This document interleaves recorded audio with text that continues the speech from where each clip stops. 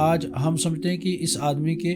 تابع ہیں جنات، یعنی اصل مسئلہ نہیں ہے وہ، اصل مسئلہ یہ ہے کہ یہ آدمی جنات کے تابع ہو جاتا ہے. کہ ہمارے آس پاس بھی ابھی جن بیٹھے ہوئے ہیں، کیونکہ بعض لوگ جو ہیں وہ جنات کی حقیقت سے انکار کرتے ہیں،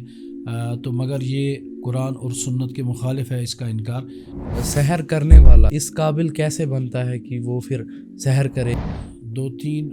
بندے جو ہیں وہ میری نظروں میں ہیں، تو ان کے وہ حقیقت میں یہ کام کرتے تھے. اس سے یہ جو نام لکھا ہوا ہوتا ہے اور شکلیں بنائی ہوئی ہوتی ہیں، اس سے کیا مراد ہوتا ہے؟ اسلام ہر اس چیز کے مخالف ہے جو ضرر پہنچائے. لیکن جو جن کے ساتھ ان کا کنیکشن بنتا ہے نا، وہ کس لحاظ سے اور کب بنتا ہے؟ یعنی 7 ہلاک کرنے والی چیزوں سے بچو، اور ان میں سے ایک کنایہ ہے رسول اللہ منہا السحر. عام حالت میں جو ہے نا، شیطان ایک انسان پہ اتنا اٹیک کرتا ہے، اور جو بندہ اس چیز میں ملوث ہوگا تو اس کی حالت کیا ہوگی؟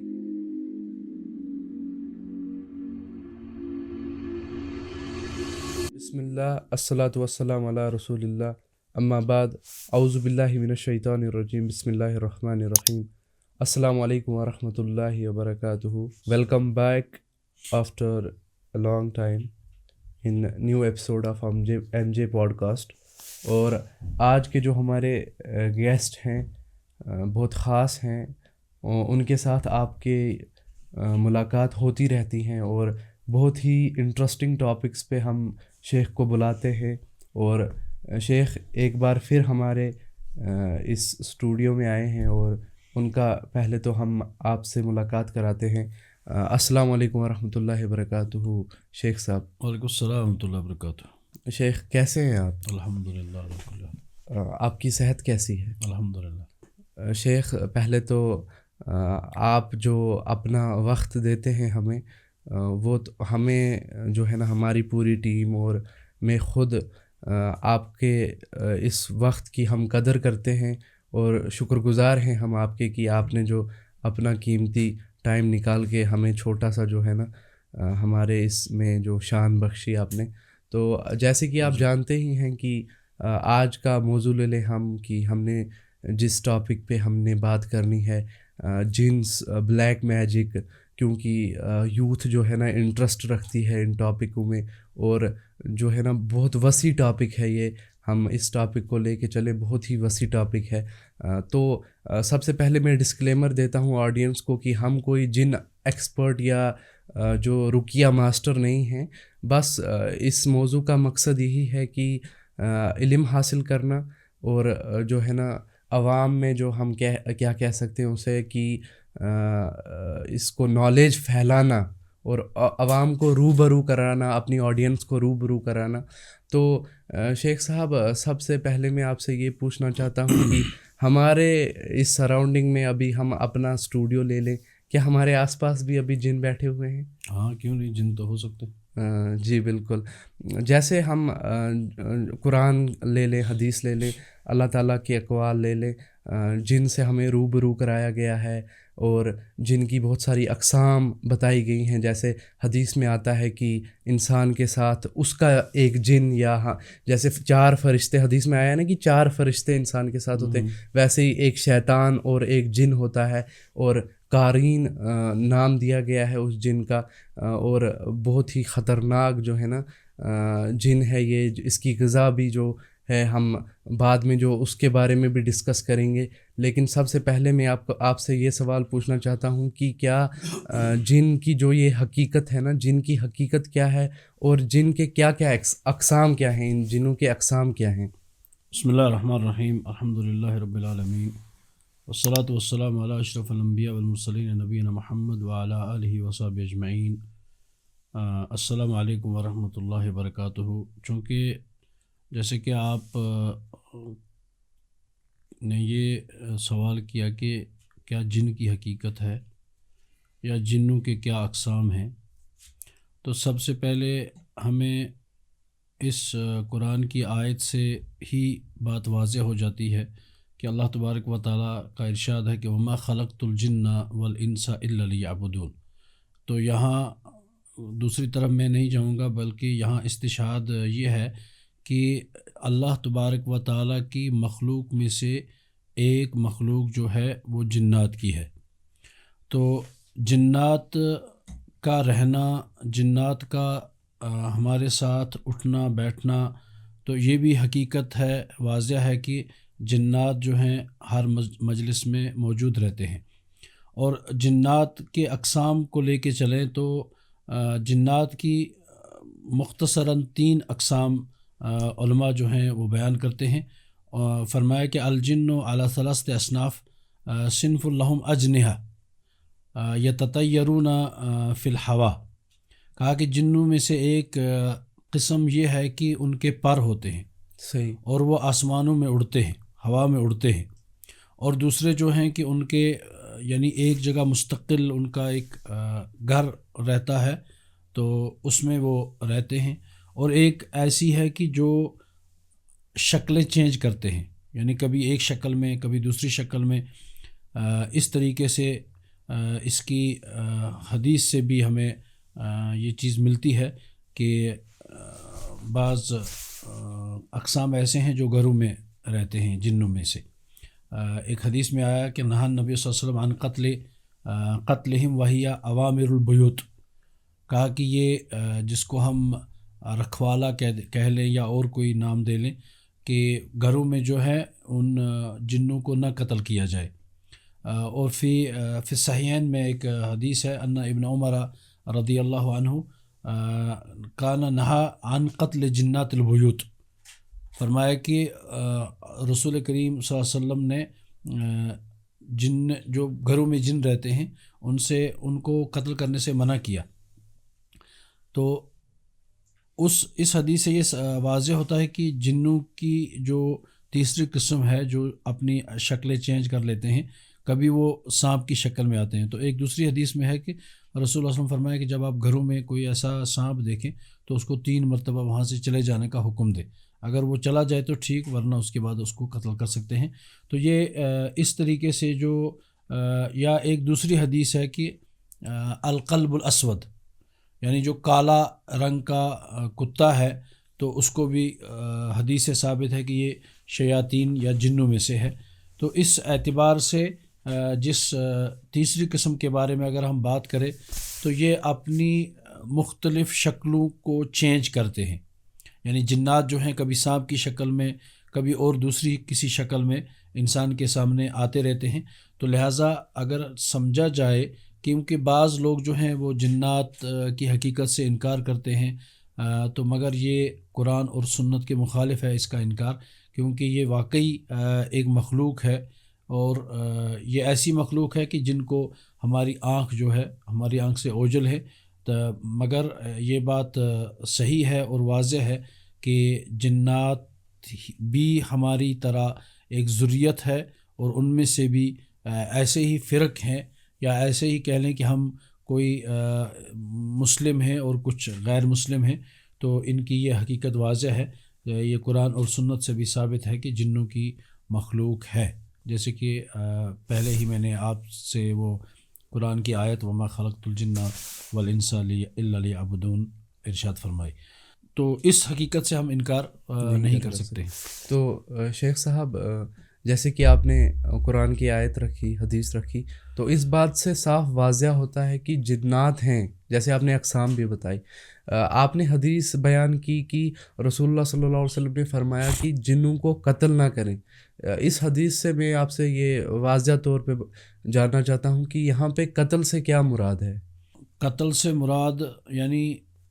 ایک حدیث میں آتا ہے کہ سانپ جو ہے، سانپ دشمن ہے، اور رسول اللہ صلی اللہ علیہ وسلم فرمایا کہ اس سانپ کو مارا جائے. یعنی یہ واضح حدیث ہے کہ سانپ جب بھی انسان دیکھے دشمن وغیرہ تو اس کو قتل کرنا لازمی ہے. مگر بعض سانپ جو ہیں گھروں میں رہتے ہیں، یعنی گھروں میں اچانک نمودار ہو جاتے ہیں، تو اس سانپ کے بارے میں یعنی قتل کرنے سے پہلے اس کو یہ مطلع کیا جائے، اطلاع دی جائے کہ آپ یہاں سے نکل جائیں. کیونکہ اگر وہ جن کی شکل اختیار کی ہوئی ہے، سانپ کی شکل اختیار کی ہوئی ہے حقیقت میں جن ہے، تو لہٰذا اس جن کو قتل کرنے سے رسول اللہ نے منع فرمایا ہے. کیونکہ سانپ کی شکل میں آیا ہے وہ، مگر حقیقت میں وہ سانپ نہیں ہوگا، بلکہ وہ جنات کی ذریعہ میں سے کوئی جن آپ ہو کے سکتا کہنے ہے۔ کا مطلب یہ ہے کہ ہر کوئی سانپ جو ہے وہ دشمن ہے، ہاں لیکن جو اچانک کسی گھر میں یا کسی جگہ نمودار ہو جائے تو اسے قتل کرنے سے پہلے ہمیں اس کو آگاہ کرنا ہے کہ ہاں یہ بات صحیح ہے۔ تو یہاں پہ یہ واضح ہے کہ ہر کوئی سانپ جو ہے دشمن ہے۔ ہاں ہر سانپ دشمن ہے، الا ایسے سانپ جو گھروں میں بس جائیں یا گھروں میں آ جائیں۔ کچھ لوگ تو جو ان ہے نا کو شیخ صاحب سانپوں کو پالتے ہیں، جیسے ہم نے پیٹ رکھے ہوتے ہیں، تو کچھ لوگ سانپوں کا کاروبار کرتے ہیں، سانپوں کو پالتے ہیں، یہ کس حد تک صحیح ہے؟ نہیں، حقیقت میں یعنی کچھ اسلام ہر اس چیز کے مخالف ہے جو ضرر پہنچائے۔ ضرر کا مطلب ہے جو نقصان پہنچائے، اور نقصان مختلف طریقوں سے ہو سکتا ہے، چاہے وہ جانی اعتبار سے ہو، کیونکہ یہ چیزیں جو ہے زہریلے ہوتے ہیں، لہذا ان کے اس اعتبار سے ان کو پالنا یا ان کی دیکھ کرنا یا ان کا کاروبار کرنا تو یہ قطعاً جائز نہیں ہے، کیونکہ یہ حرام شے ہے۔ جیسے کہ کتے کی خرید و فروخت کے بارے میں بھی حدیث واضح ہے کہ رسول اللہ نے اس سے منع فرمایا۔ تو بہرحال یہ بات تو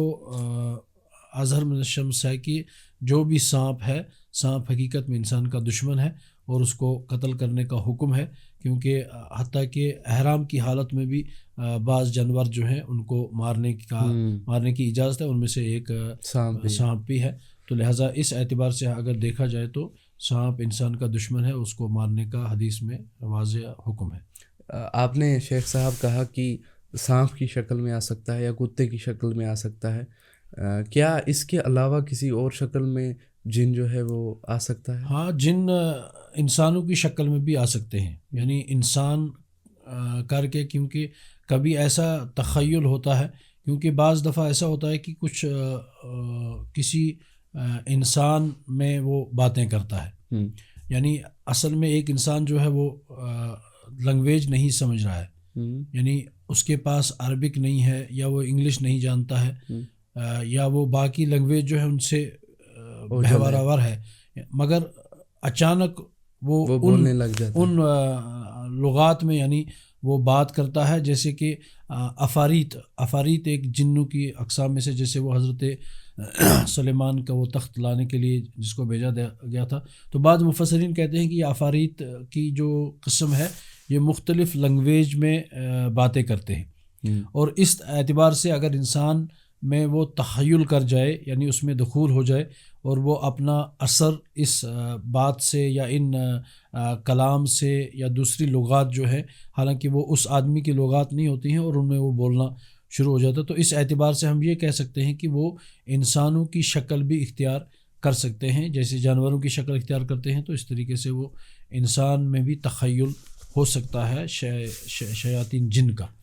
کیونکہ جنوں میں جو اقسام ہیں، کچھ جن جو ہیں وہ شیاطین یعنی غیر یعنی اسلام کا ساتھ ان کا کوئی تعلق نہیں ہے، اور بعض جنات جو ہیں وہ واقعی مسلم ہیں اور وہ اس اعتبار سے اسلام پہ عمل پیرا ہے۔ شیخ صاحب، آپ نے کہا کہ کچھ جن جو ہیں وہ مسلمان ہیں، یعنی دین پہ عمل پیرا ہیں، اور جو باقی ہیں ریسٹ آف وہ غیر مسلم ہیں۔ جو ریسٹ آف ہیں، کیا ان ساروں کا تعلق شیطان کے ساتھ ہے؟ ہاں، یہ بات، کیونکہ بعض دفعہ انسان یہ سمجھتا ہے کہ جنات جو ہیں وہ شاید شیطان سے الگ ہیں، کیونکہ شیطان ابلیس کو لے لیں یا جنات، کیونکہ اصل جو ہے ابلیس بھی جنات میں سے ہے۔ جس طریقے سے شیطان نے جب منع کیا، یعنی اللہ تبارک و تعالیٰ نے جب حکم کیا کہ حضرت آدم علیہ السلام کو سجدہ کیا جائے، تو شیطان نے اس میں اعتراض کیا کہ یہ تو مٹی سے پیدا کیا گیا ہے اور میں آگ سے ہوں، اور تمام جنات جو ہیں وہ آگ سے ہیں، تو لہٰذا شیطان جو ہے، یعنی جس کو ہم ابلیس کے نام سے جانتے ہیں، تو ان کا تعلق جو ہے جنات سے ہے، اور جنات جتنے بھی ہیں، یعنی جو مسلم نہیں ہیں اور غیر مسلم ہیں، یا وہ شیاطین ہیں جو ایک انسان کو گمراہ کرنے میں، ایک انسان کو راستے سے دور کرنے میں، بھٹکانے میں وہ شیطان کے پیروکار ہیں، شیطان کی مدد کرتے ہیں، اور اس طریقے سے شیطان جو ہے وہ ان جنات کے ذریعے سے ان مسلمانوں کو اللہ اور اللہ کے رسول کی اتباع سے روکتے ہیں۔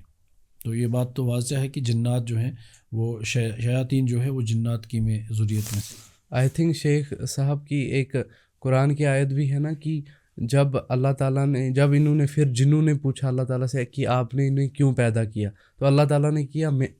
جو میں جانتا ہوں وہ آپ نہیں جانتے۔ وہاں پہ شاید فل جو ہے نا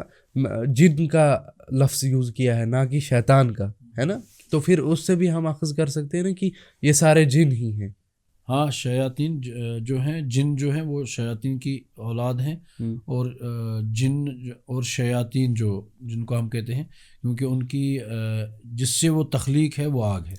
تو اس اعتبار سے یہ سارے جو ہیں اس میں داخل ہیں۔ آئی تھنک ایک حدیث ہے کہ رسول اللہ صلی اللہ علیہ وسلم نماز پڑھ رہے تھے اور ابلیس شاید وہ انگار لے کے آیا تھا، آگ کا انگار لے کے آیا تھا۔ پھر رسول اللہ صلی اللہ علیہ وسلم نے کہا کہ اگر میرے بھائی سلیمان کو یہ مطلب سلیمان کی دعا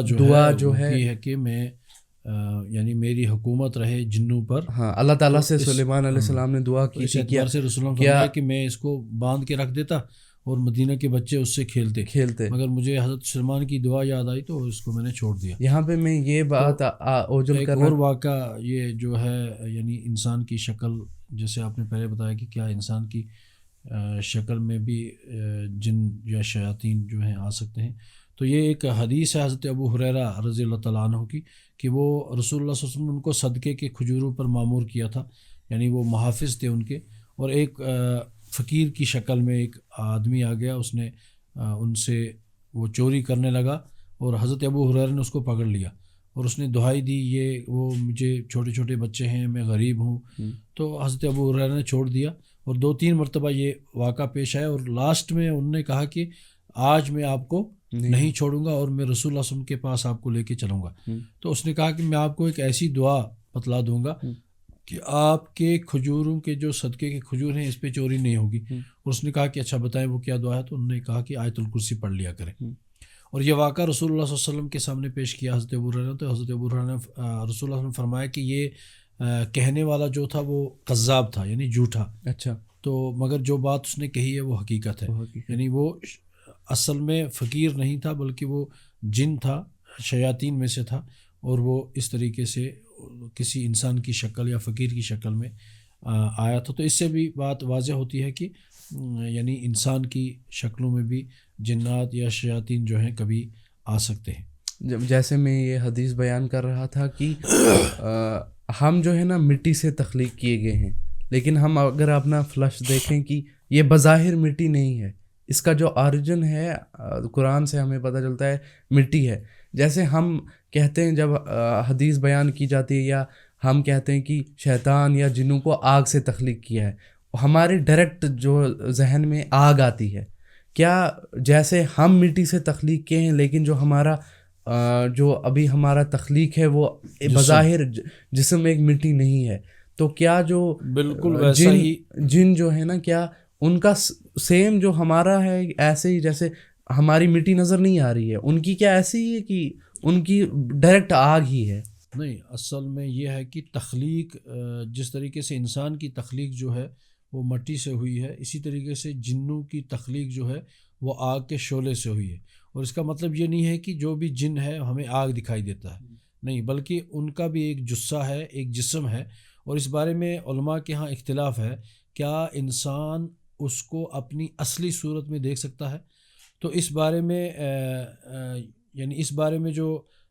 مختلف اقوال ہیں، ان اقوال میں سے ایک قول یہ ہے کہ انبیاء کے علاوہ،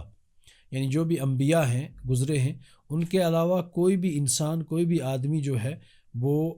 جن کو اپنی اصلی حیت پہ، اصلی صورت پہ نہیں دیکھتا ہے، اور امام شافعی کہتے ہیں کہ جو یہ دعویٰ کرے کہ میں نے جن کو اپنی اصلی حیت میں، اصلی صورت میں دیکھا ہے، تو اس کی شہادت مردود مانی جائے گی، یعنی شہادت کا مطلب یہ ہے کہ اس کی گواہی یعنی وہ کذاب میں سے شمار کیا جائے گا۔ تو اسی طریقے سے بدر الدین شبلی ہے، محدث گزرے ہیں، انہوں نے ایک کتاب لکھی ہے جنات کی حقیقت، تو جنات کی حقیقت میں وہ یہ ثابت کرتے ہیں کہ انبیاء کی خصوصیات میں سے یہ ہے کہ اگر وہ دیکھ لیں جنات کو تو یہ انبیاء کی خصوصیات ہے. اس کا مطلب یہ ہے کہ عام آدمی جو ہے وہ جنات کو نہیں دیکھ سکتے ہیں. یعنی یہ اس بات سے ہمیں یہ واضح ہو رہا ہے کہ انبیاء علیہ السلام کے بغیر جو عام آدمی ہے وہ جنات کو اپنی اصلی حیت پہ اصلی صورت پہ دیکھنا یہی قول صحیح ہے، وہ نہیں دیکھ سکتے. صحیح ہو گیا. شیخ صاحب یہاں پہ میں آپ کو یہ بتاتا چلوں کہ ابھی دیکھیں کہ آپ نے کہا کہ انبیاء کے علاوہ عام انسان جو ہے نا نہیں دیکھ سکتا. یہ جن اوجل ہیں، یہ اوجل آنکھوں سے ہمیں دکھتے نہیں ہیں. اس کا ریزن کیا ہے، کیوں یہ اوجل ہیں؟ دیکھیں سب سے پہلے یہ آپ دو حدیثیں ہمارے سامنے ہیں. ایک حدیث میں ہے کہ جب مرغ آذان دیتا ہے تو حدیث میں ہے کہ وہ فرشتوں کو دیکھ کے دیتا ہے. صحیح. اور دوسری حدیث ہے کہ جب گدھا جو ہے آواز نکالتا ہے تو وہ شیطان کو دیکھ کے آواز نکالتا ہے. تو اس حدیث سے یہ بات واضح ہو رہی ہے کہ مرغے کی آنکھ اور گدھے کی آنکھ نہیں، مرغے کی کان اور گدھے کی یعنی کان جو ہیں یا گدھا کی آنکھیں جو ہیں وہ ان کو دیکھ رہے ہیں، ان کو یعنی شیاطین کو یا جنوں کو دیکھتے ہیں. اب مسئلہ یہ ہے کہ اصل جن کا معنی جو ہے وہ پوشیدہ ہے، جس سے ہم جنین بھی کہتے ہیں، یعنی ایسا بچہ جو ماں کے پیٹ میں ہے مگر دکھتا نہیں ہے، یعنی ہمیں ان آنکھوں سے اس کو دیکھ نہیں سکتے ہیں. تو اس اعتبار سے ہم یہ کہیں کہ یہ ایک ایسی مخلوق ہے، ایسی ذریت ہے جس کو انسانی آنکھ نہیں دیکھ سکتی ہے. اب آپ یہ بات تو نہیں مانیں گے جب ہم سائنس کی اس دنیا میں چلے جائیں تو ہم روشنی دیکھتے ہیں، یعنی سارے دیکھتے ہیں روشنی، مگر روشنی کے جو کلر ہیں یعنی جتنے بھی اصلی 7 کلروں سے بنا ہے، مگر کوئی نہیں کہتا ہے کہ اس میں ہم روشنی میں یہ کلر دیکھتے ہیں اپنی آنکھوں سے. تو اس اعتبار سے ہم یہ کہیں گے کہ آنکھ، انسان کی جو آنکھ ہے، انسان کی آنکھ میں اللہ تبارک و تعالیٰ نے وہ صلاحیت نہیں رکھی ہے جس صلاحیت کے ذریعے سے انسان جن کو دیکھ پائے. حالانکہ اس بات کو ہم اس طریقے سے بھی لے کے چلیں کہ بعض چیزیں جو ہیں انسان کی آنکھوں میں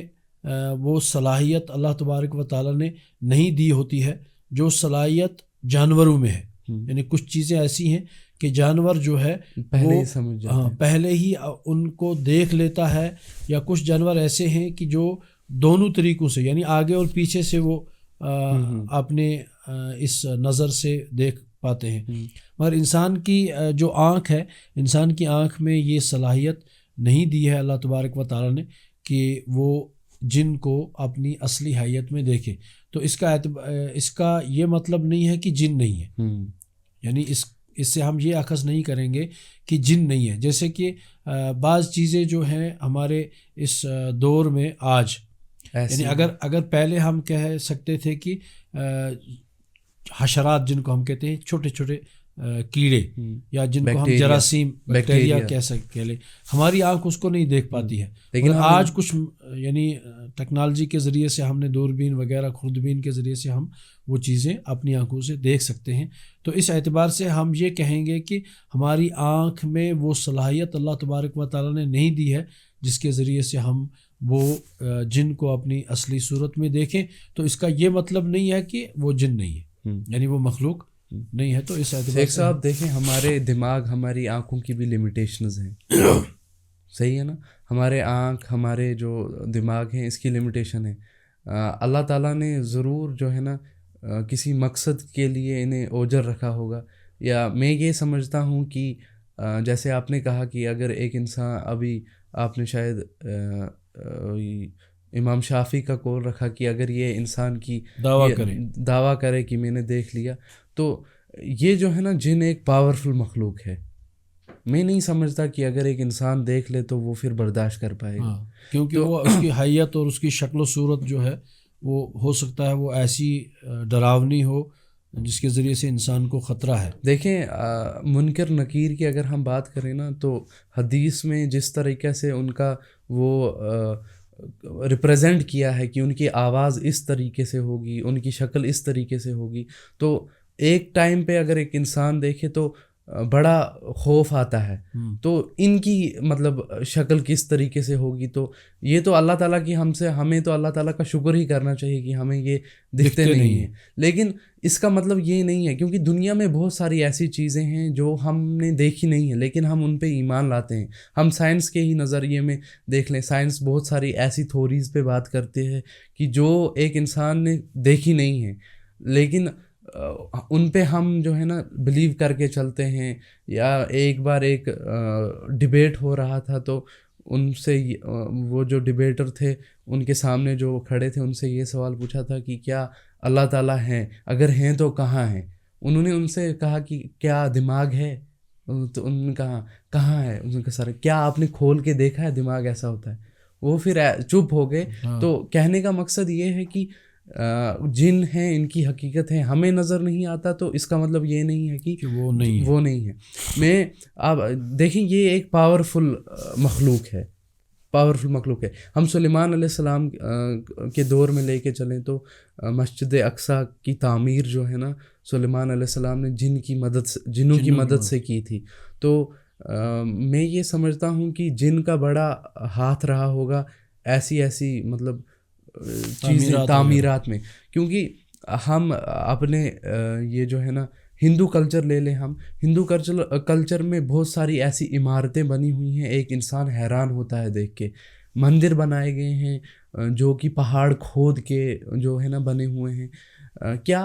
آپ سے سوال میرا یہ ہے, کیا ایسا ہو سکتا ہے کہ وہ تعمیرات جیسے ہم مڈل ایسٹ میں ایجپٹ میں پیرامڈس لے لیں, تو وہ جو ہے نا ایک پتھر جو ہے نا, ابھی تو ہسٹورین بہت ساری تھوریز دیتے ہیں کہ ایسے لایا ہوگا ویسے لایا ہوگا, لیکن کوئی ٹھوس ثبوت نہیں ہے کہ یہ بنا کیسے ہے. کیا ہم یہ اخذ کر سکتے ہیں کہ یہ جو جنوں کی تعمیر, یہ جو مندروں اور ایسی جو مانومنٹل ہسٹری ہیں ہمارے پاس, جو ایک انسان جو ہے نا دیکھ کے انہیں مطلب یہ ہس بس ہو جاتا ہے, کیا یہ جنوں کی تعمیرات ہو سکتی ہیں؟ دیکھیں جن کو ہم یہ کہہ لیں کہ جن جو ہے ایک ایسی مخلوق ہے جو بہت ہی پاورفل ہے, بہت ہی طاقتور مخلوقات میں سے. اور یہ بھی واضح ہے کہ انسان جو ہے ان سے کام لے سکتا ہے, یعنی جنات سے انسان کام لے سکتا ہے, جیسے حضرت سلیمان نے ان سے کام لیا. تو مگر آج کے زمانے میں جو انسان ان سے کام لے گا تو وہ یعنی اس اعتبار سے لے گا کہ پہلے جنات ہی اس کو, یعنی آج ہم سمجھتے ہیں کہ اس آدمی کے تابع ہیں جنات, یعنی اصل مسئلہ نہیں ہے وہ. اصل مسئلہ یہ ہے کہ یہ آدمی جنات کے تابع ہو جاتا ہے, کیونکہ آدمی اس اعتبار سے تابع ہو جاتا ہے کہ وہ اللہ اور اللہ کے رسول کے پیغامات کو چھوڑ دیتا ہے. اور یہ بات عیاں ہے کہ جو انسان ایسے کام کرتا ہے, یعنی تخیل دکھاتا ہے دماغ میں, وہ حقیقت نہیں ہوتی ہے مگر دکھاتا ہے وہ اس اعتبار سے, کبھی اپنا پاور دکھاتا ہے, کبھی اور کوئی چیز جس کو ہم خارق العادہ کہتے ہیں, ان چیزوں کو وہ جب دکھاتا ہے انسان تو انسان پریشان ہو جاتا ہے. تو یہ بات آپ نے جو کہی کہ یہ جنات سے بھی مدد لی جا سکتی ہے, تو اس اعتبار سے میں یہ کہوں گا کہ یعنی جو اس نظریے سے رہیں, یعنی کیونکہ جنات جو ہیں اکثر گندگی, پرگندہ ہونا انسان کا, ان میں زیادہ یہ امکانات ہیں, ان کے ساتھ شیطان کا اٹھنا بیٹھنا ہو سکتا ہے. تو اس اعتبار سے اگر کوئی انسان یعنی جس کو ہم ہندو مذہب لے لیں, ان سے ممکن ہے انہوں نے کام کرایا ہو, یا یہ بڑے جو مندر وغیرہ تعمیرات ان کی ہوئی ہے ایسے کہ انسان دیکھ کے یہ نہیں اخذ کر سکتا ہے کہ یہ کسی انسان نے تعمیر کی ہو, تو ممکن ہے ان میں ان کا ہاتھ ہو سکتا ہے. تو یہ کوئی بڑی بات نہیں ہے. تو بہرحال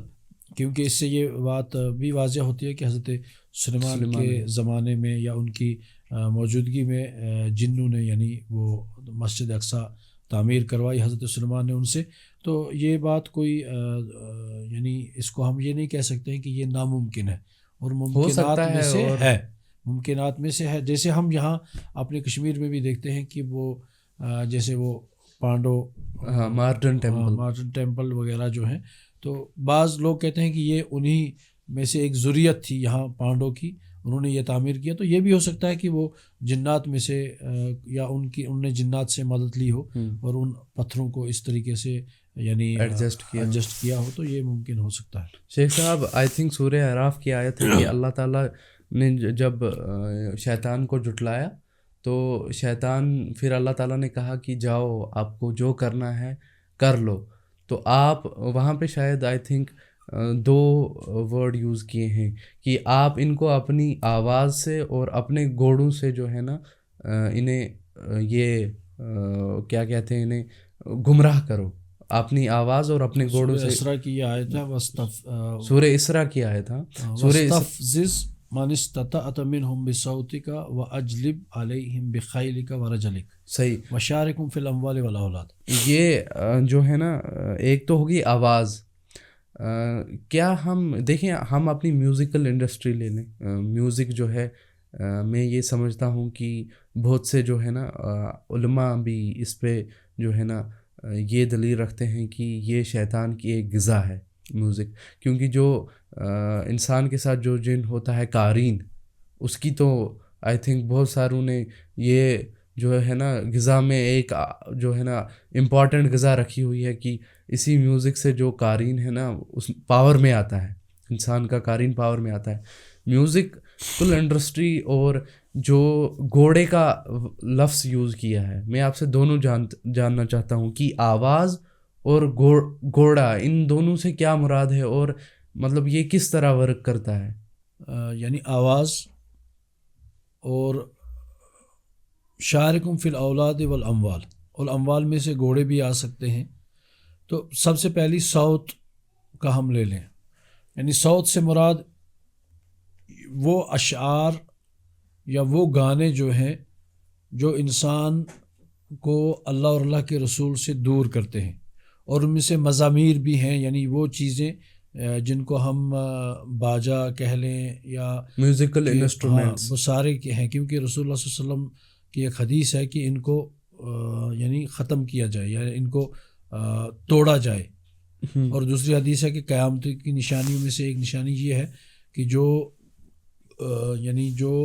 پہاڑوں کے دامن میں بسنے والے لوگ ہوں گے تو وہ زیادہ آخری زمانے میں انہی چیزوں میں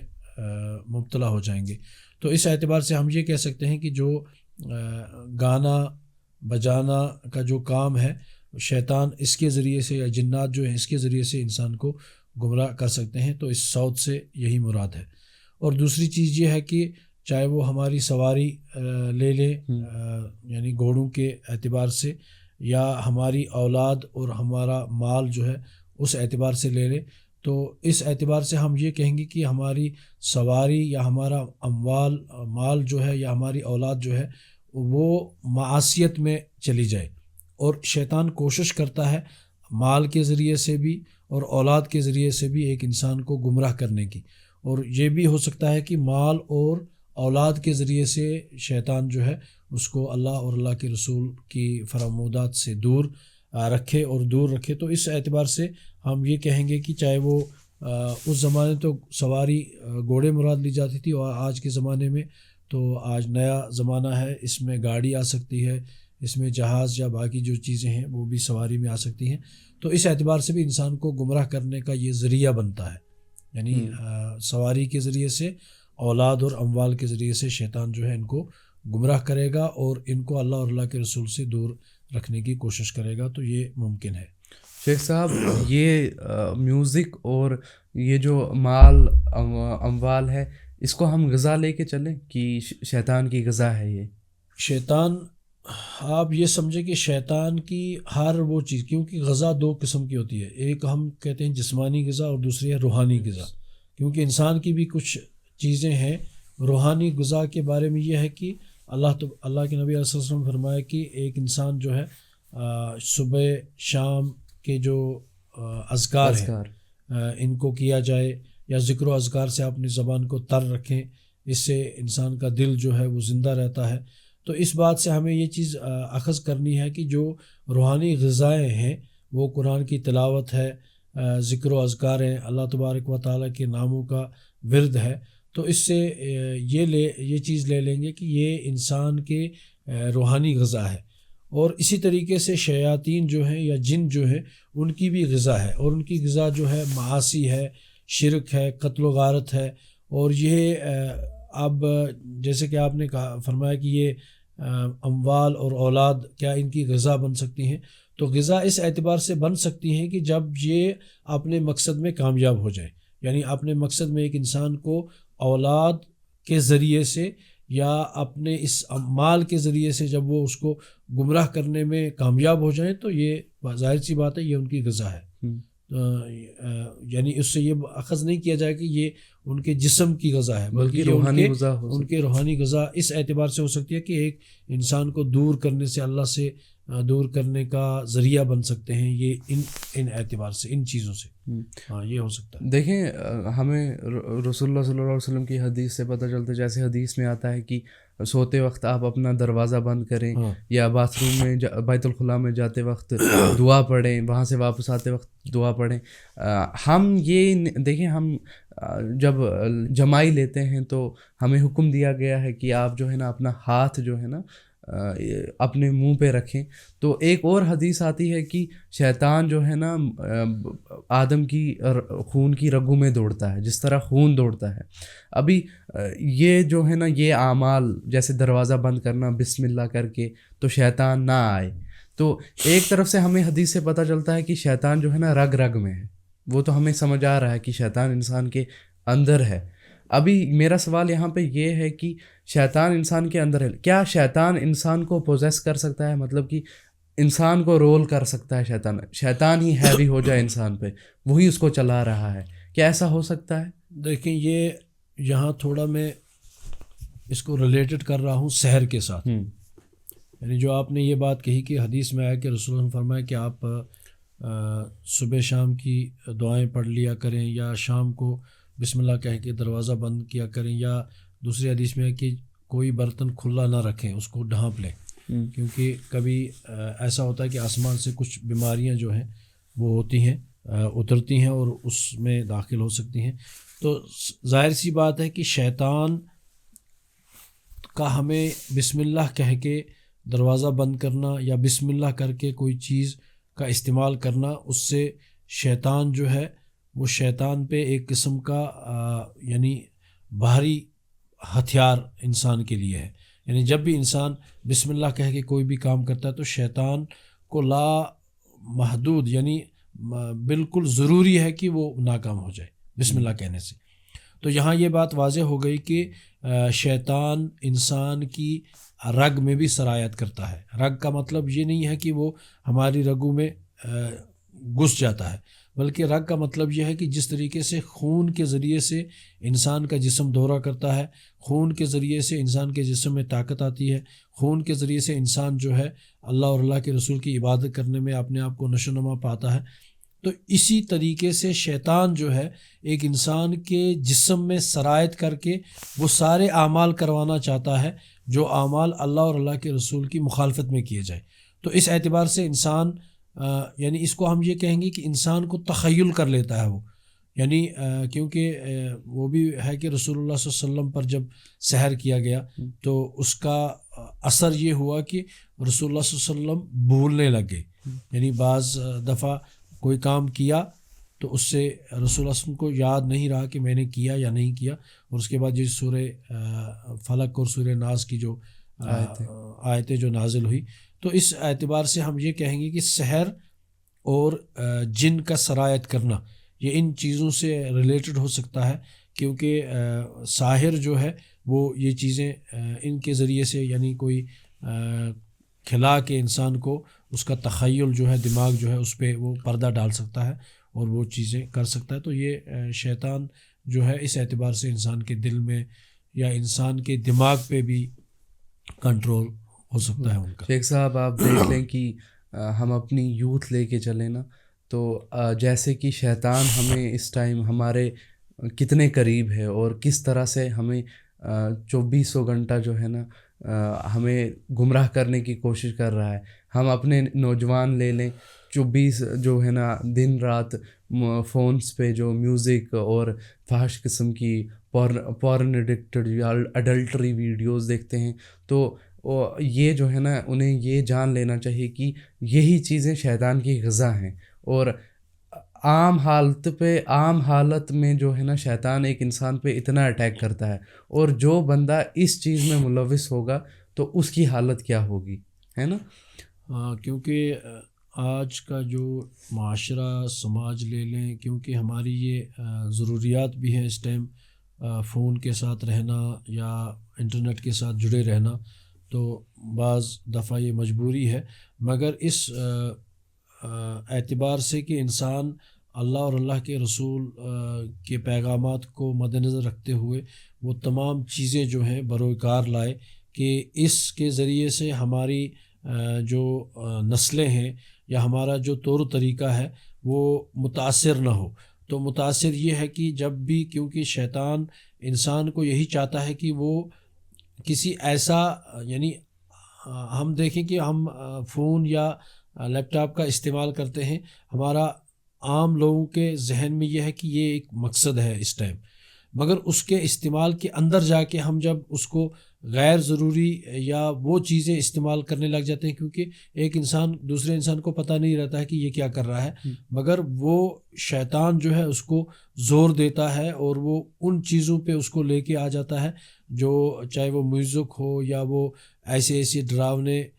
ڈرامے ہوں یا اور کوئی چیزیں ہوں جن کے ذریعے سے انسان کو وہ اللہ اور اللہ کے رسول کے راستے سے دور کرنے کا سبب بنتے ہیں۔ تو اس اعتبار سے نوجوان طبقے سے یہی گزارش ہے کہ وہ اپنا ٹائم جو ہے وہ اس اعتبار سے مینیج کریں کہ انہی چیزوں پہ منحصر رکھیں، یا فون کو یا لیپ ٹاپ کو یا باقی جو پرنٹ میں یہ الیکٹرانک میڈیا ہے اس کو اس طریقے سے استعمال کریں کہ وہ اپنے حد سے تجاوز نہ کریں، کیونکہ حد سے اگر تجاوز کریں گے تو یہ ظاہر سی بات ہے انسان کو گمراہ کرنے کا سبب بن سکتے ہیں۔ یہ میں آپ سے یہ جاننا چاہتا ہوں کہ ہم بلیک میجک لے لیں یا جادو لے لیں، دین اسلام ہماری اس میں کیا رہنمائی کرتا ہے؟ کیونکہ سحر کہہ لو یا جادو، تو اس اعتبار سے آپ یہ سمجھیں کہ سحر کی اصل کیا ہے، کیونکہ سحر ہم کہیں گے صرف الشیء عن حقیقتی ہی الی غیرہ، یعنی حقیقت کو دوسری چیز میں چینج کرنا۔ حقیقت ایک ہے اور وہ کچھ دوسری چیز دکھائی دے رہی ہے، یعنی جس چیز کو حقیقت سے ہٹا کر اس کو دکھایا جائے، یا وہ دھوکہ ہو سکتا ہے، یا انسان کی آنکھیں جو ہیں وہ تو دیکھ رہی ہیں مگر حقیقت وہ نہیں ہے، یا اس کو رقیہ کے ذریعے سے، یعنی جس کو ہم تعویذ گنڈا وغیرہ کہتے ہیں، اس کے ذریعے سے یہ اثر کر سکتا ہے، انسان کے بدن پر کر سکتا ہے، انسان کے دل پہ کر سکتا ہے، یہ انسان بیمار ہو سکتا ہے۔ کیونکہ اکثر ہم سنتے ہیں کہ ایک آدمی ہے جو اس نے ٹیسٹ کرایا تو اس کو اللہ تعالیٰ بچائے کوئی بڑی بیماری میں مبتلا تھا، اور وہ کسی ایسے شرعی رقیہ جو کرتے ہیں، یعنی قرآن اور سنت کے مطابق جو دم وغیرہ کرتے ہیں، ان سے اس نے استفادہ کیا، دم کروایا، مہینہ 2 مہینے کے بعد اس نے ٹیسٹ کروایا تو اس میں وہ کچھ نہیں تھا۔ تو اس اعتبار سے ہم یہ کہہ سکتے ہیں کہ، یا اسی طریقے سے میاں بیوی کے درمیان یہ اختلاف ڈالوانا وغیرہ، حتیٰ کہ قتل تک ہو سکتا ہے اس کے ذریعے سے، یعنی ایک انسان کو سحر کے ذریعے سے قتل کروایا جا سکتا ہے، یعنی انسان کو قبر تک پہنچایا جا سکتا ہے۔ اور یہ بات یعنی میں اس سے متفق ہوں کہ کیونکہ بعض علماء جو ہیں وہ اس چیز کو نہیں مانتے ہیں کہ یہ بیماریاں جو ہیں سحر کے ذریعے سے ہو سکتی ہیں، مگر میرے خیال میں کچھ واقعات ایسے آئے ہیں کہ جن کے ذریعے سے یہ اخذ ہوا ہے کہ بعض دفعہ کسی متبع سنت جو عالم ہے، جو قرآن و سنت کو سمجھنے والے، ان کے دم سے، ان کے رقیے سے جو ہے وہ آدمی بیماری میں مبتلا تھا اور وہ ٹھیک ہو گیا۔ تو یہ واضح ہے کہ انسان کو سحر کے ذریعے سے مرض میں مبتلا کروایا جا سکتا ہے، تو ان چیزوں سے ہمیں انکار نہیں ہے۔ تو یہی سحر کی اصل حقیقت ہے، کیونکہ سحر جو ہے حدیث سے بھی ثابت ہے، اور سحر جو ہے قرآن سے بھی ثابت ہے، جیسے کہ قرآن سورہ بقرہ میں اللہ تبارک و تعالی نے وہ وما کفر سلیمان جس آیت میں فرمایا کہ وہ سحر کرتے تھے، تو اس سے یہ بات ولاکن الشیاطین کفروا ویعلمون الناس السحر، یعنی وہ لوگوں کو سحر سکھواتے تھے، یعنی سحر پڑھواتے تھے. تو اس سے بات واضح ہوگی کہ سحر جو ہے ایک ایسا علم ہے جس کو پڑھنے والا یا اس پہ عمل کرنے والا یا اس کو سیکھنے والا، یہ اسلام کی نظر میں جو ہے یہ یعنی مختلف اقوال ہیں اس میں. بعض علماء کہتے ہیں اس کو قتل کر دیا جائے، بعض علماء کہتے ہیں کہ وہ جیسے کہ امام شافعی کہتے ہیں کہ وہ دیکھا جائے گا، اس کا سحر اگر کفر تک پہنچ رہا ہے تو پھر اس کو حداً قتل کیا جائے گا، یعنی اس پہ حد جاری کی جائے گی. اسی طریقے سے حدیث میں ہے کہ اس اجتنبوا السبع الموبقات، یعنی 7 ہلاک کرنے والی چیزوں سے بچو، اور ان میں سے ایک کنایا ہے رسول اللہ منہا السحر، سحر جو ہے یہ بھی مسلم کی حدیث ہے کہ یہ سحر بھی ہلاک کرنے والی چیزوں میں سے ایک ہے. تو بہرحال سحر جو ہے اس کی حقیقت یہی ہے کہ انسان کو وہ قبر تک بھی پہنچا سکتا ہے. 2 بھائیوں کے درمیان بھی اختلاف ہو سکتا ہے سحر کے ذریعے سے، اور بیوی اور خاوند کے ذریعے سے بھی جدائی ہو سکتی ہے، اور اس کا یعنی یہ سحر ہی ہے. تو یہ چیز واضح ہے. تو اس کے وہ مختلف طریقے ہیں، چاہے وہ رقیہ کے ذریعے سے ہو، تعویذ کے ذریعے سے ہو، یا کوئی انسان جو ہے آپ دیکھتے ہیں کہ بعض دفعہ یعنی یہاں روڈ پہ یا بازار میں کچھ لوگ وہ جمع ہو جاتے ہیں اور ان کا وہ دکھاتے ہیں اپنے اس سے، وہ تخیل ہوتا ہے، یعنی وہ آنکھوں کا دھوکہ ہوتا ہے، یعنی وہ حقیقت میں نہیں ہوتا وہ چیزیں. شیخ صاحب یہ سحر کرنے والا ایک انسان جو سحر کرتا ہے وہ اس سحر مطلب اس قابل کیسے بنتا ہے کہ وہ پھر سحر کرے ایک انسان؟ کیونکہ سحر کی پہلے ہم اقسام لے لیں. بعض علماء کہتے ہیں اس کی 10 اقسام ہیں، بعض کہتے ہیں 13 ہیں، اور ابن عاشور نے اپنی تفسیر میں اس کو 3 اصول پہ لایا ہے. ان میں سے 2 اصول انہوں نے بیان کیے ہیں. ایک سحر حقیقی ہوتا ہے اور دوسرا تخیلی ہوتا ہے. حقیقی سحر یہ ہے کہ ایک انسان کو سحر کیا جائے اور اس کے بعد اس کو کوئی بیماری میں مبتلا ہو گیا یا اور کوئی وجہ ہو گئی، تو یہ حقیقی سحر ہے. چاہے وہ تعویذ کے ذریعے سے کیا جائے، چاہے وہ دم کے ذریعے سے کیا جائے. تو اب مسئلہ یہ ہے کہ تخیلی سحر یہ ہے کہ حقیقت میں چیز اور ہے مگر دکھتی اور ہے. جیسے حضرت موسیٰ علیہ السلام کے زمانے میں جب فرعون نے اپنے ان جادوگروں کو بلایا تو ان کو کہا کہ اپنی رسیاں پھینک دیں، انہوں نے رسیاں پھینکی، وہ سانپ بن گئے. تو یہ تخیلی سحر تھا، یعنی حقیقی نہیں تھا. تو اب سحر، آپ کا سوال ہے کہ سحر کیسے کیا جاتا ہے، یعنی سحر کا علم کیسے سیکھا جائے. یعنی سحر جو ہے سب سے پہلے اس جادو کو سیکھنے کے لیے، اس سحر کو حاصل کرنے کے لیے اللہ اور اللہ کے رسول کی نافرمانی کرنی پڑتی، کیونکہ بہت ایسے واقعات میری آنکھوں کے سامنے ہیں کہ 2-3 بندے جو ہیں وہ میری نظروں میں ہیں، تو ان کے وہ حقیقت میں یہ کام کرتے تھے. اور لوگوں سے سنا ہے کہ وہ 2 چیزوں میں شرکت نہیں کرتے تھے. ایک باجماعت نماز نہیں پڑھنے جاتے تھے اور دوسرا جنازے میں شرکت نہیں کرتے تھے. اور پھر کسی نے کہا کہ یہ جو سحر کرنے والا ہوتا ہے، ساحر جو سحر کا علم سیکھتا ہے، تو ان سے یہ ایگریمنٹ کرتے ہیں جنات، کیونکہ جنات کے ذریعے سے بھی سحر حاصل کیا جاتا ہے. تو ان کو یہ ایگریمنٹ کیا جاتا ہے کہ نیک اعمال میں شمولیت نہیں کرنی ہے، گویا کہ نیک اعمال میں. تو اس کا دوسرے معنی میں ہم یہ مطلب نکال سکتے ہیں، لے سکتے ہیں کہ یہ کفریہ کرواتے ہیں. یعنی جب تک نہ کفریہ کلام، کفریہ عمل نہ کیا جائے، نعوذ باللہ بعض کتابوں میں یہاں تک آتا ہے کہ ان کو یعنی قرآن کی بے حرمتی کی جاتی ہے، اور مختلف طریقے ہیں قرآن کی بے حرمتی، اللہ بچائے. تو اس طریقے سے ان کو سحر جو ہے پھر یہ اثر ہوتا ہے اس کا، یعنی سحر کو اس طریقے سے یہ سحر کا اثر دکھاتے ہیں. تو جب یہ چیزیں ہیں تو اس کا یہ معنی لیا جائے, کیونکہ اسی لیے حضرت عمر رضی اللہ تعالیٰ عنہ نے اپنے اس گورنر کو لکھا کہ ان کو قتل کر دیا جائے. الساحر والساحرہ یعنی دونوں سحر کرنے والی عورت ہو یا سحر کرنے والی مرد ہو, ان دونوں کو قتل کیا جائے. تو یہ قتل کی وجہ جو ہے یہ اصل میں یہی ہے کہ یہ کفر کرتے ہیں, اور کفر کرنے والا مرتد بن جاتا ہے, اور مرتد کے لیے جو حقیقت میں جو سزا ہے وہ قتل ہے. یہ آپ بتائیں مجھے, آپ یہ تو ہو گیا کہ یہ قرآن اور یہ اسلام کی بے حرمتی کرتے ہیں, لیکن جو جن کے ساتھ ان کا کنیکشن بنتا ہے نا, وہ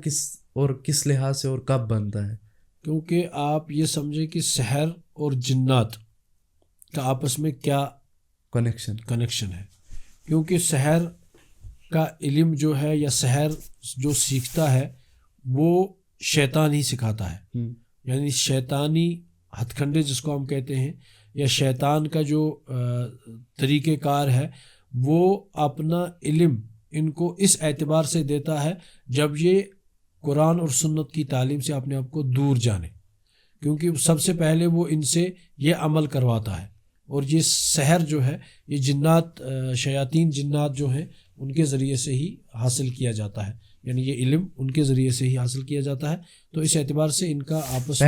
پہلے یہ بے حرمتی کرتے ہیں, یعنی اسلام نیکیوں سے دور رہتے ہیں, باقی چیزیں جیسے آپ نے بتائی, اور پھر بعد میں جو ہے نا شیطان کا ان کے ساتھ کنیکشن بنتا ہے. ہاں صحیح ہے, کیونکہ شیطان کے ذریعے سے پھر یہ اپنا شیطان ڈائریکٹلی ان کے ساتھ نہیں, لیکن جن کے جو ہے نا جن کے رابطے سے جنات کے روابط سے یہ کام کرواتے ہیں. پھر دیکھیں ابن تیمیہ کا ایک میرے خیال میں قول ہے کہ ان کے وقت میں ایک جو آدمی تھا نا وہ پہاڑ کے اوپر چھلانگ لگا کے ادھر سے واپس آ رہا تھا, یعنی کچھ سامان لاتا تھا, باقی چیزیں, مطلب کہ وہ اونچی چھلانگیں لگا کے وہاں سے آ سکتا تھا. لیکن اس ٹائم کے لوگ یہ کہتے تھے کہ یہ آدمی جو ہے نا گندا رہتا تھا, اور باقی چیزیں اس کا جو ہے نا یہ پاک نہیں رہتا تھا. اس وجہ سے وہ یہ اخذ کرتے تھے کہ اس کا شیطان کے ساتھ کوئی کنیکشن ہو سکتا ہے. لیکن آپ اس ہمارے آج کے وقت میں دیکھیں, اگر کوئی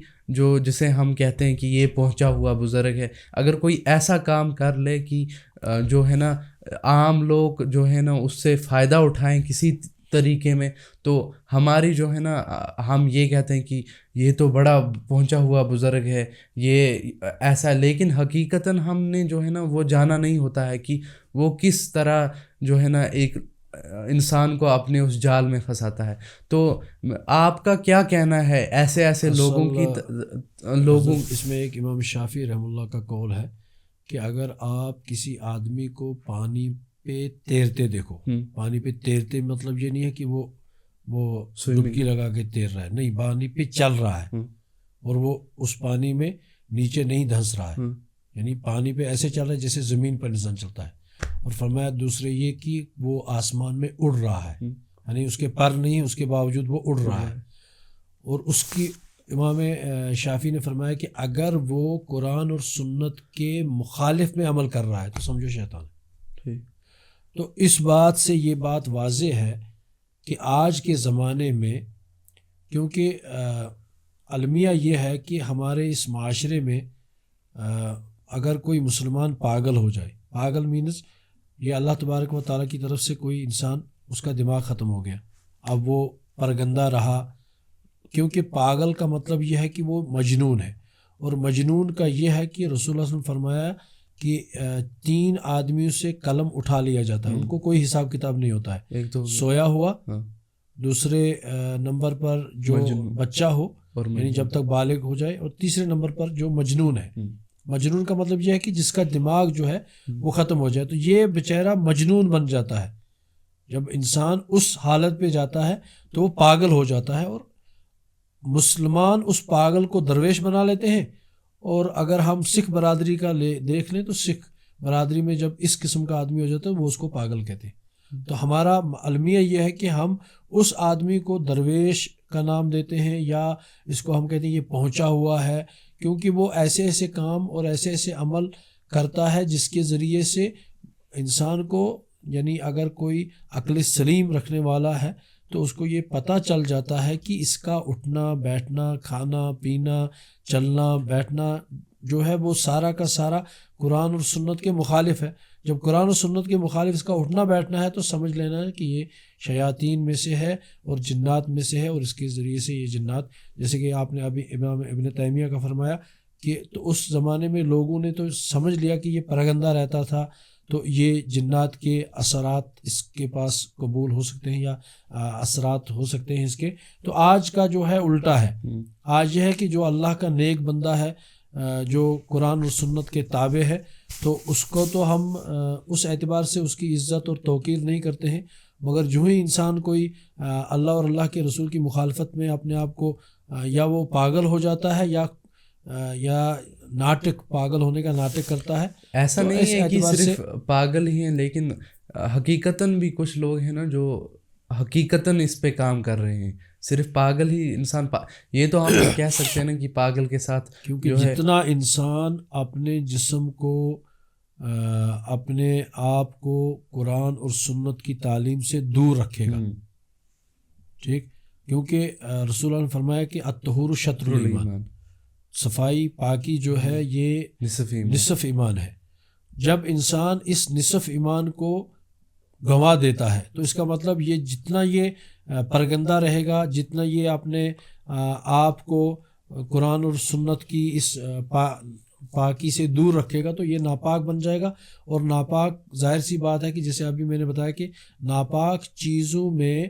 شیطان زیادہ غالب آتا ہے۔ جتنا انسان ناپاک رہے گا، جتنا انسان، کیونکہ اسی لیے جب ہم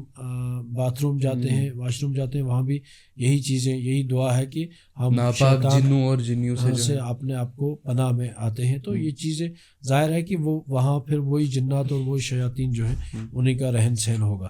شیخ صاحب، کل میں ایک ویڈیو دیکھ رہا تھا، اس میں جو ہے نا ایک عورت قبرستان میں جو ہے نا قبر کے سائڈ میں کھود کے ادھر جو ہے نا ورق، کچھ کاغذ کے ورق، ان میں کچھ لکھا ہوا اور جو مٹی ہے وہ ڈالی ہوئی ادھر رکھ رہی تھی۔ یہ آج کل جو ہے نا بہت وائرل ہے، کشمیر کا ہی واقعہ ہے یہ۔ تو پھر کچھ نوجوان تھے، وہ پہنچ گئے ادھر، انہوں نے اس کو دوڑایا، پھر جب اس سے وہ کاغذ اٹھائے تو اس میں جو دیکھا نا فیملی کا نام لکھا، فلاں بن فلاں، اور جو ہے نا ہڈیاں جیسی بنائی ہوئی۔ تو اس سے یہ جو نام لکھا ہوا ہوتا ہے اور شکلیں بنائی ہوئی ہوتی ہیں، اس سے کیا مراد ہوتا ہے؟ دیکھیں، سحر